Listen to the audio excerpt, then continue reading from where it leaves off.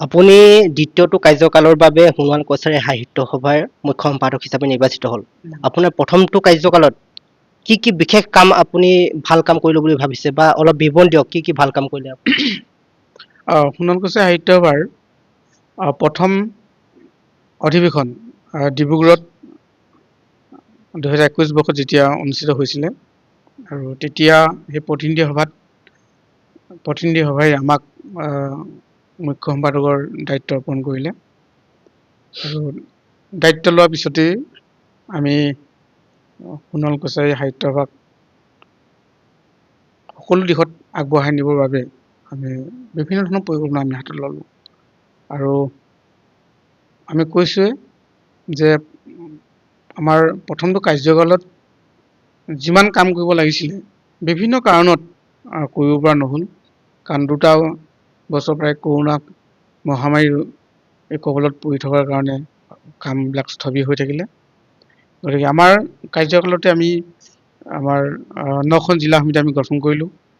আকৌ আমি আৰু পৰৱৰ্তী সময়ত আমি গুৱাহাটী জিলা সমিতি, অৰুণাচলৰ লৈ প্ৰায় 13খন আমি জিলা সমিতি গঠন কৰিলোঁ আৰু সাংগঠনিক ভেটিটো প্ৰথমতে আমি ভাবিলোঁ যে সাহিত্য সভাক আগবঢ়াই নিবলৈ গ'লে সাংগঠনিক ভেটি শক্তিশালী হ'বই লাগিব। গতিকে আমি প্ৰথম আমাৰ পদক্ষেপ আছিলে সাংগঠনিক ভেটি শক্তিশালী কৰি তোলা। গতিকে আমি 13খন জিলা সমিতি গঠন কৰিলোঁ আৰু 13খন জিলা সমিতিত আমি বিভিন্ন ধৰণৰ আমি কেন্দ্ৰীয় কাৰ্যসূচী আমি গ্ৰহণ কৰিলোঁ আৰু তাৰ ভিতৰত আমাৰ বাৰ্ষিক কৰ্মসূচী আছিলে আমাৰ স্মৃতি দিৱস উদযাপন।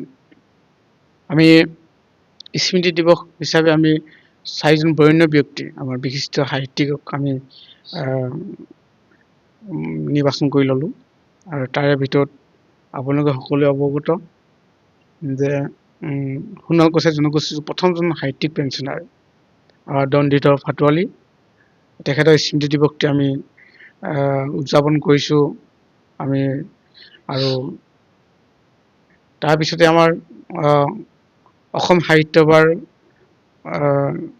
সোণোৱাল কছাৰী জনগোষ্ঠীৰ প্ৰথমজন সাহিত্যিক আৰু সভাপতি, সোণোৱাল জনগোষ্ঠীৰ প্ৰথমজন সভাপতি আমাৰ যোগেশ দাস, তেখেতৰ স্মৃতি দিৱসটি আমি উদযাপন কৰিবৰ কাৰণে আমি বাৰ্ষিক কৰ্মসূচী হিচাপে আমি হাতত ল'লোঁ আৰু তাৰপিছতে আমাৰ সকলোৱে চিনাকি আমাৰ জনগোষ্ঠীলৈ আমাৰ লোক সংস্কৃতিৰ সাধক গগন চন্দ্ৰ সোণোৱাল, তেখেতে জনগোষ্ঠীলৈ বিভিন্ন ক্ষেত্ৰত তেখেতে বৰঙণি আগবঢ়াইছে, সকলোৱে বিদিত আৰু তেখেতকো আমি স্মৃতি দিৱস প্ৰতি বছৰে আমি উদযাপন কৰিবৰ কাৰণে আমি সিদ্ধান্ত গ্ৰহণ কৰিলোঁ আৰু পৰৱৰ্তী সময়ত আমি আমাৰ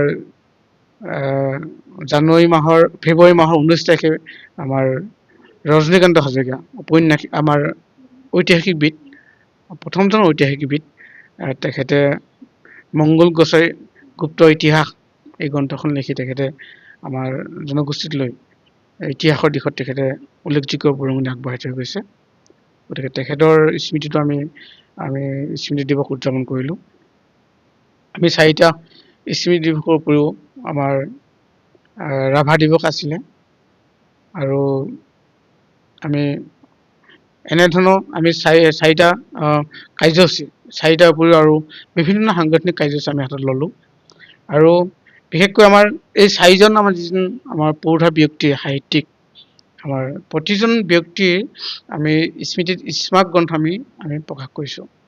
দণ্ডিত ফাটোৱালীয়ে যিমান তেখেতৰ সাহিত্য অমূল্য গ্ৰন্থ তেখেত যিবিলাক থৈ গৈছে সেইখিনিক আমি পুনৰ মূল্যায়ন কৰি আমি তেখেতৰ যিখন স্মাৰক গ্ৰন্থ দণ্ডিত ফাটোৱালী, সেই গ্ৰন্থখনৰ জৰিয়তে আমি তেখেতৰ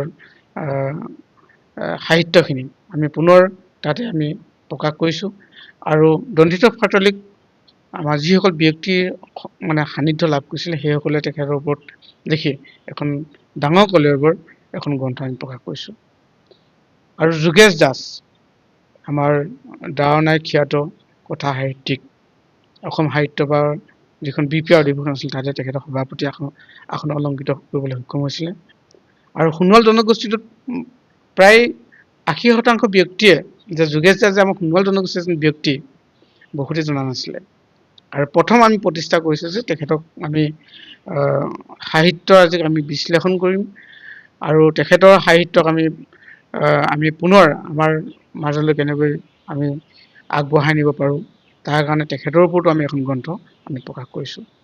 আৰু সেইখন আমি ডুমডুমাৰ ৰূপাইত তেখেতৰ ওপৰত খুব ধুনীয়াকৈ আমি সাহিত্য স্মৃতিত তেখেতৰ স্মৃতি দিৱস আমি উদযাপন কৰিছোঁ। আৰু পৰৱৰ্তী সময়ত আমি গগন চন্দ্ৰ সোণোৱাল স্মৃতি দিৱসো আমি উদযাপন কৰিছোঁ। তেখেতৰ ওপৰতো আমি গ্ৰন্থ প্ৰকাশ কৰিছোঁ। আৰু ৰজনীকান্ত হাজৰিকাৰ দেৱৰ স্মৃতি দিৱস উদযাপন কৰিলোঁ। আৰু স্মৃতি দিৱসত আমি সেইবাৰ এবাৰ সৌভাগ্য আছিলে যে আমাৰ পৃথ্বীৰাজ ৰাভা, বিষ্ণু ৰাভা মানে সুযোগ্য সন্তান পৃথ্বীৰাজ ৰাভাই মুখ্য অতিথি হিচাপে এইবাৰ অংশগ্ৰহণ কৰিছিলে। আৰু যিহেতু ৰজনীকান্ত হাজৰিকাই বৃহত্তৰ সোণোৱাল কছাৰী জনগোষ্ঠীটোৰ কাৰণে যথেষ্টখিনি কাম কৰিবলৈ যাওঁতে বিষ্ণু ৰাভা সান্নিধ্য লাভ কৰিছিলে। আৰু এই বিষ্ণু ৰাভা সান্নিধ্য লাভ কৰি তেখেতৰ সাহিত্যত এই কথাবিলাক উল্লেখ কৰিছে। আৰু সেই সূত্ৰে আমি পৃথ্বীৰাজ ৰাভাক আমাক যিহেতু তেখেতে তেজপুৰ বিধানসভা সমষ্টিত তেখেতে এজন বিধায়ক, তেখেতক আমন্ত্ৰণ কৰিছিলোঁ আৰু তেখেতে আমাৰ আমন্ত্ৰণ ৰক্ষা কৰি এই সভাত উপস্থিত হৈছিলে। গতিকে এনেধৰণে আমি এই দিৱসখিনি উদযাপন কৰিলোঁ। আৰু ৰাভাৰ ওপৰত নিশ্চয় বিশেষ ক'ব লগা নাই। গতিকে ৰাভা দিৱসটো আমি জিলা সমিতিৰ উদ্যোগত আমি অনুষ্ঠিত কৰিলোঁ। এনেদৰে আমি বিভিন্ন ঠাইত আৰু সাংগঠনিক সভা আমি অনুষ্ঠিত কৰিলোঁ। গতিকে আমি সাহিত্য সভাখন আগবঢ়াই নিলোঁ। আৰু তাৰ লগে লগে আমি আমাৰ গ্ৰন্থ দিশটো আমি কেনেকৈ আগবঢ়াই নিব পাৰোঁ, যে আমি আমাৰ এটা পদক্ষেপ আছিলে কি যে সোণোৱাল কছাৰী সাহিত্য সভাৰ যিবিলাক আমাৰ নৱ প্ৰজন্মৰ যিবিলাক সাহিত্যিক এইবিলাক আমি উলিয়াই অনা। আৰু সেইমৰ্মে আমি সোণোৱাল কছাৰী সাহিত্য সভাৰ প্ৰথমখন আমাৰ নপুৰণি বৈঠক আমাৰ জনগোষ্ঠীয় সাহিত্য সন্মিলন আমি অনুষ্ঠিত কৰিছিলোঁ। আৰু তাতে সকলো সাহিত্যিক আমাৰ নতুন প্ৰজন্ম নতুন পুৰণি সকলো সাহিত্যিকে তাত অংশগ্ৰহণ কৰিছিলে। আৰু সেইমৰ্মে আমি 3খন পত্ৰিকা আমাৰ সোণোৱাল কছাৰী সাহিত্য সভাই আমাৰ দ্বিতীয়টো কাৰ্যকালত আমি প্ৰকাশ কৰিছোঁ।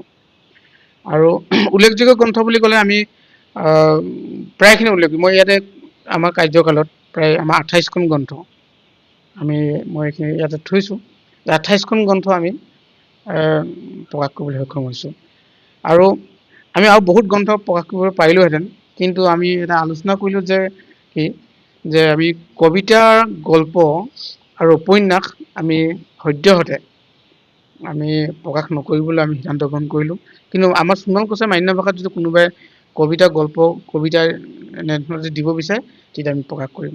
আৰু সেইমতে আমি সোণোৱাল কছাৰী জনগোষ্ঠীটোত আমি 4খন আমি গ্ৰন্থ আমি অকল ভাষাতে প্ৰকাশ কৰিবলৈ সক্ষম হৈছোঁ। আৰু বহুতে কয় যে সোণোৱাল কছাৰী সাহিত্য সভাই ভাষাটোৰ কাৰণে কি কাম কৰিছে। আমি বহুতখিনি কাম কৰিছোঁ, কৰি আছোঁ। কাৰণ যিহেতু ভাষাটোক মানে নতুন প্ৰজন্মই ইতিমধ্যে আদৰি লৈছে আৰু বহু বাকী আছে আদৰি ল'বলৈ। তাৰ কাৰণে হয়তো একেদিনে নহ'ব, আমি এটা ষ্টেপ বাই ষ্টেপ আমি আগবঢ়াই নিব লাগিব। তাৰ কাৰণে আমি আৰু পৰিকল্পনা কৰিছোঁ। এতিয়া আমাৰ ধেমাজিত যিখন অধিৱেশন হৈ গ'ল, ধেমাজি অধিৱেশনত আমি সোণোৱাল কছাৰী সাহিত্য সভাৰ ওপৰত সাহিত্য সভাই 28খন গ্ৰন্থ আমি প্ৰদান কৰিলোঁ। আমাৰ সোণোৱাল কছাৰী কথিত ভাষাত আমি গ্ৰন্থ প্ৰকাশ কৰিলোঁ। 1000 বিহুগীত আমাৰ অকল সোণোৱাল ভাষাত আমাৰ মাননীয় সাহিত্যিক আমাৰ প্ৰতিষ্ঠাপক সভাপতি গুণেশ্বৰ সোণোৱালদেৱে 1000 সোণোৱাল কছাৰী ভাষাত মানে বিহুগীত তেখেতে ৰচনা কৰি এখন গ্ৰন্থ প্ৰণয়ন কৰিছে। তেখেতে আৰু 3খন গ্ৰন্থ সোণোৱাল ভাষাত মই গ্ৰন্থখিনি আছে ইয়াতে। তেখেতে এইটো পাটমাধুই, এইখন হ'ল গল্প সংকলন, এইটো সোণোৱাল কছাৰী কথিত ভাষাত ৰচিত পাটমাধুই। আৰু এইখন হ'ল বনগছ ভঙাদি মহমৰ মন ভাঙলে। এই গ্ৰন্থখন সোণোৱাল কছাৰী কথিত ভাষাত বিহুগীত প্ৰায় 1000 আছে ইয়াত বিহুগীত। আৰু তেখেতৰ আৰু এখন গ্ৰন্থ আছে গিৰিধৰি। এইখন তেখেতৰ আমাৰ সোণোৱাল ভাষাত লিখিত উপন্যাস। আৰু এখন তেখেতৰ কবিতা পুথি আছে সোণোৱাল ভাষাত। গতিকে আমি এনেধৰণে আমি প্ৰকাশ কৰিবলৈ যত্ন কৰিলোঁ। আৰু এটা উল্লেখযোগ্য আমাৰ মই এইখিনিতে উল্লেখ কৰিব বিচাৰিছোঁ, সোণোৱাল কছাৰী সাহিত্য সভাৰ জন্ম লাভ কৰাৰ পিছত আমাৰ যিটো পাঠ্যপুথি আছে আমাৰ নৱম দশম শ্ৰেণীত, তাত আমাৰ যিটো দ্ৰুত পাঠ বৈচিত্ৰ্যময় অসম, এই দুটা পাঠত আমাৰ সোণোৱাল জনগোষ্ঠীটোৰ ওপৰত এটা প্ৰবন্ধ ইয়াতে সন্নিৱিষ্ট কৰিবলৈ আমি সাহিত্য বা অসম চৰকাৰক মানে অনুৰোধ কৰিছিলোঁ। সেই অনুৰোধ মৰ্মে গতিকে এটা পাঠ ইয়াত সংযোজন কৰিছে আৰু ইয়াতে তিনিজন পুৰুষা ব্যক্তি আমাৰ গগন চন্দ্ৰ সোণোৱাল, যোগেশ দাস, পৰশুৰাম পৰশুৰাম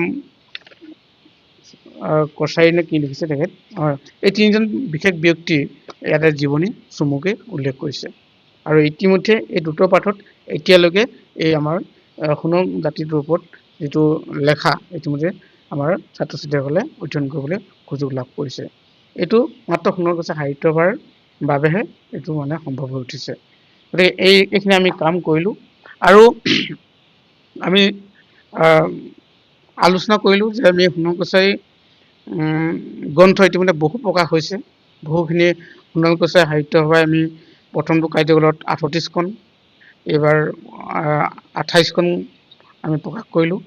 তাৰ পূৰ্বেও সোণোৱাল কছাৰী সাহিত্য সাহিত্য পৰিষদে বা নিজাববীয়াকৈ বহু গ্ৰন্থ হৈছে। কিন্তু আচৰিত কথা যে সোণোৱাল কছাৰী জনগোষ্ঠীটোৰ যিমানবিলাক গ্ৰন্থ হৈছে কিন্তু ইংৰাজীত এখনো গ্ৰন্থ প্ৰকাশ হোৱা নাছিলে। আৰু এই দিশটো আমি প্ৰকাশ কৰি আমি চিন্তা চৰ্চা কৰি আমি 3খন গ্ৰন্থ আমাৰ কাৰ্যকালত মানে দ্বিতীয়টো কাৰ্যকালত আমি প্ৰকাশ কৰিলোঁ। গতিকে 3খন গ্ৰন্থৰ ভিতৰত এইখন হ'ল আমাৰ the Sonowal Kachari society and culture. এইখন আমাৰ মোহন সোণোৱাল আৰু গুণেশ্বৰ সোণোৱাল ছাৰৰ সম্পাদনাত প্ৰকাশ হৈছিল অসমীয়া। সোণোৱাল কছাৰী সমাজ সংস্কৃতি, এইখন আমি ইংৰাজীলৈ আমি ট্ৰান্সলেট কৰিলোঁ। আৰু এখন আমাৰ সোণোৱাল লোক সংস্কৃতি, আমাৰ ৰাজ্যিক কৃতি শিক্ষয়িত্ৰী বঁটাপ্ৰাপ্ত আমাৰ নিবেদিতা বৰা সন্দিকৈ বাইদেউ তেখেতৰ লেখা তেখেতৰ গ্ৰন্থখন আমি পুনৰ ইংৰাজীলৈ আমি অনুবাদ কৰিলোঁ। আৰু এখন গ্ৰন্থ আমি আমাৰ সোণোৱাল কছাৰী সাহিত্য সভাৰ মাননীয় সভাপতি মোহন সোণোৱাল ডাঙৰীয়াৰ এখন গ্ৰন্থ আমি ইংৰাজীত আমি প্ৰকাশ কৰিছোঁ। গতিকে 3খন গ্ৰন্থ বহুতে আমি আলোচনা কৰিছোঁ, বহুতে আমাক কৈছিল যে ইংৰাজীত গ্ৰন্থ কৰিব লাগে, কাৰণ বহু গৱেষক ছাত্ৰ মানে বা বহু বাহিৰৰ পৰাও আহে জাতিটোক মানে অধ্যয়ন কৰিবৰ কাৰণে, কিন্তু অসমীয়াত যিহেতু তেখেতলোকে নাজানে, ইংৰাজীৰ প্ৰয়োজন হয়, সেই সূত্ৰে আমি 3খন গ্ৰন্থ আমি বিশেষ উল্লেখযোগ্য গ্ৰন্থ বুলি